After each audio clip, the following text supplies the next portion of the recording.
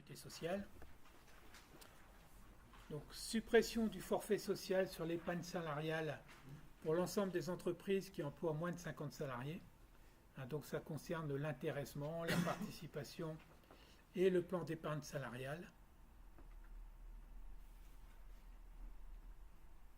Donc, suppression du forfait social applicable aux sommes versées par l'ensemble des entreprises qui emploient entre 50 et 249 salariés au titre de l'intéressement.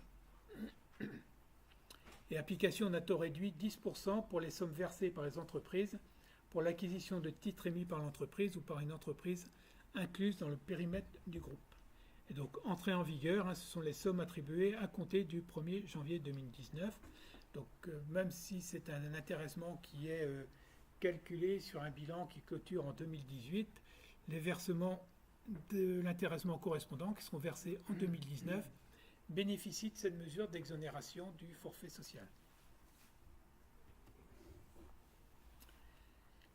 La prime de pouvoir d'achat, donc nouvelle mesure de la loi de financement de la sécurité sociale 2019. Donc possibilité d'attribution par les employeurs d'une prime exceptionnelle exonérée fiscalement et socialement, donc totalement exonérée dans la limite de 1 000 euros.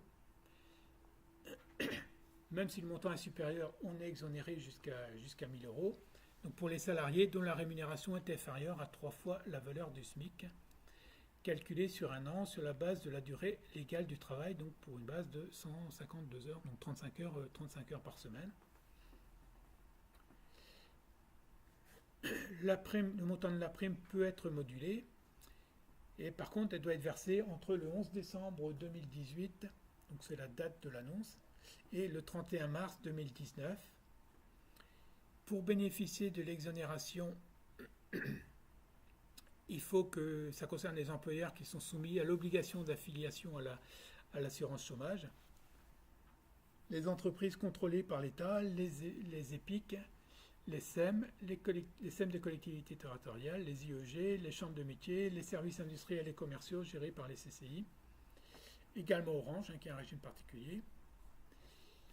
Modalité de déclaration, ça c'est pour les personnes qui font de la paye sur le bordereau d'URSSAF. Entrée en vigueur, donc ce sont pour toutes les sommes attribuées à compter du 11 décembre 2018. Et donc c'est soumis par contre à une décision unique de l'employeur ou à une décision unique de l'employeur qui doit intervenir avant le 31 janvier 2018 ou à un accord d'entreprise avant le 31 mars 2019. J'ai peut-être dit 2018 tout à l'heure, mais c'est 2019 pour le tout.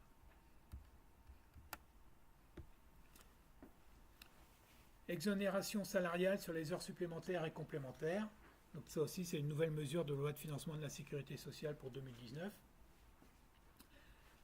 Application de l'exonération de cotisation sociale à la rémunération des heures sup ou des heures complémentaires et à sa majoration légale ou conventionnelle. Donc ça bénéficie à tous les salariés, y compris les agents publics. Donc la loi portant mesures d'urgence économique et sociale donc, complète le dispositif par une exonération d'impôt sur le revenu dans la limite de 5 000 euros.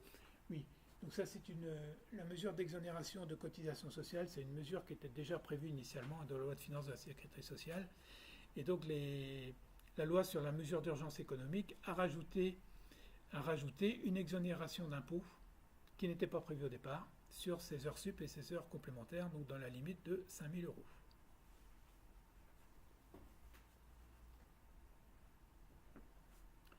Donc ce nouveau dispositif ne modifie pas la déduction forfaitaire patronale au titre des heures sup et des heures complémentaires qui s'applique aux employeurs de moins de 20 salariés.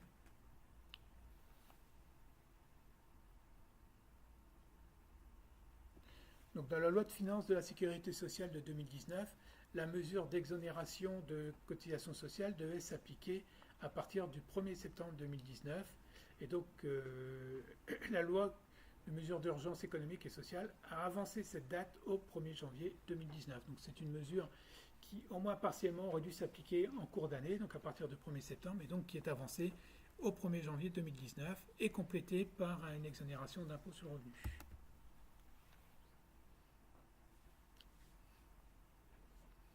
Donc renforcement de la réduction générale de cotisation patronale et impact sur diverses mesures d'exonération. Donc c'est une mesure qui compense la suppression du CICE, parce que vous savez que le CICE disparaît au 1er janvier 2019 et est remplacé par une exonération de cotisation sociale.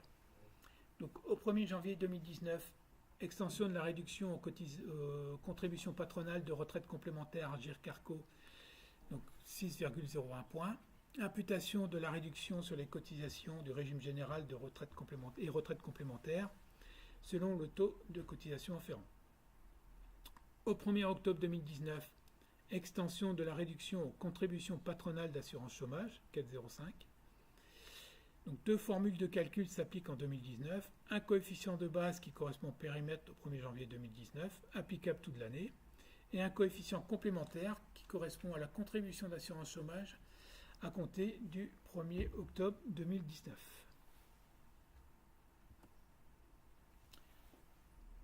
À compter du 1er janvier 2020, on aura une formule unique qui sera soit 0,3214 soit 0,3254 selon le FNAL.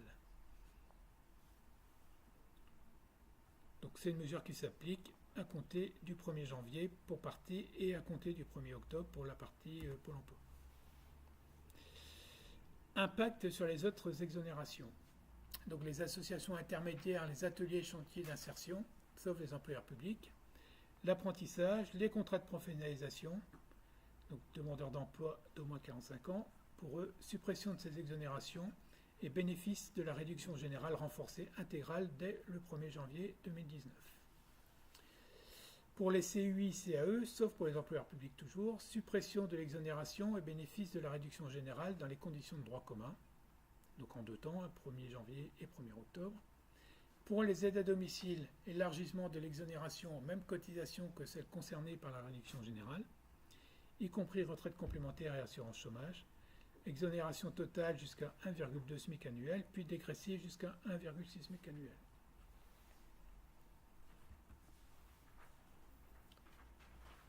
La réduction de cotisation patronale maladie. Une mesure compensant la suppression du CICE. Mesure pour les employeurs donc, qui entrent dans le champ d'application de la réduction générale. Réduction du taux de cotisation patronale maladie de 6 points pour les rémunérations inférieures à 2 SMIC et demi. Modalité entrée en vigueur pour la période courant à compter du 1er janvier 2019.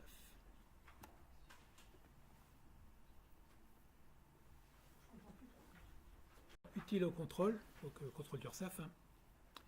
Délai numérisation, donc la loi prévoit un délai de conservation d'au moins 6 ans des pièces justificatives requises pour l'établissement de l'assiette ou le contrôle des cotisations sociales et autorise leur conservation sur support informatique lorsque les pièces et documents sont établis ou reçus sur format papier. Donc on peut les scanner et les conserver.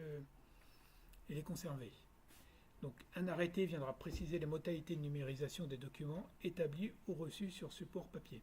Parce qu'évidemment, il ne faut pas qu'on puisse les modifier en les scannant. Il faut qu'ils soient conservés dans l'état original. Donc ça, on nous précisera les modalités de cryptage.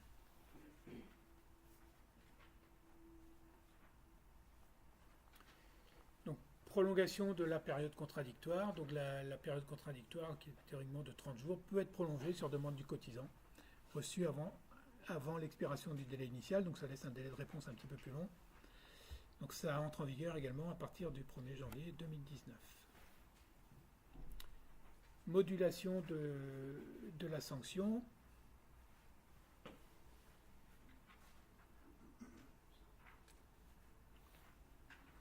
Ouais, alors, proratisation de l'annulation des exonérations et réductions sociales. Donc vous savez que quand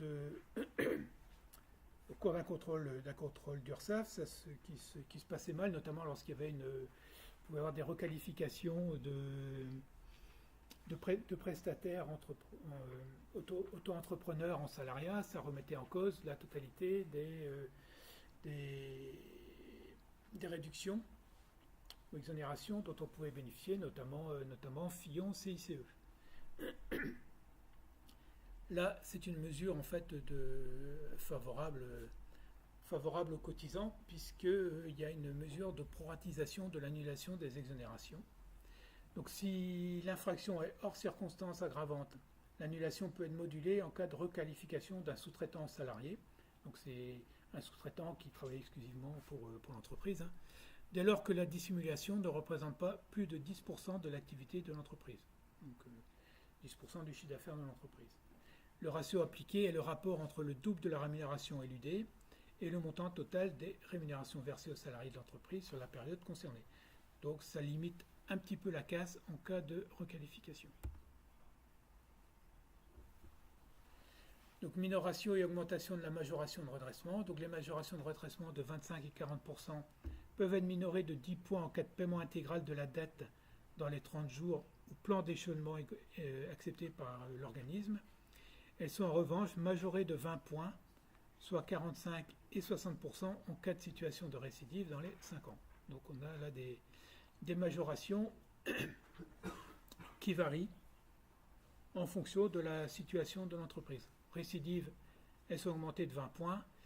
Si c'est une première fois et qu'on paye tout de suite ou qu'on a un plan d'échelonnement accepté, on peut bénéficier d'une minoration de 10 points.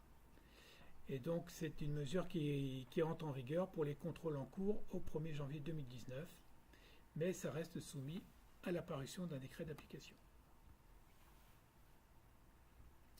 Généralisation de la dématérialisation des déclarations. Donc obligation de déclaration des revenus et de versement des cotisations pour les travailleurs indépendants, par voie dématérialisée pour tous les travailleurs indépendants, quel que soit le revenu ou le chiffre d'affaires. Le non-respect de l'obligation entraîne une majoration de cotisation sociale de 0,2% du montant des sommes dont la déclaration de versement a été effectuée d'une autre manière. Généralement, on télédéclarait déjà auprès du RSI.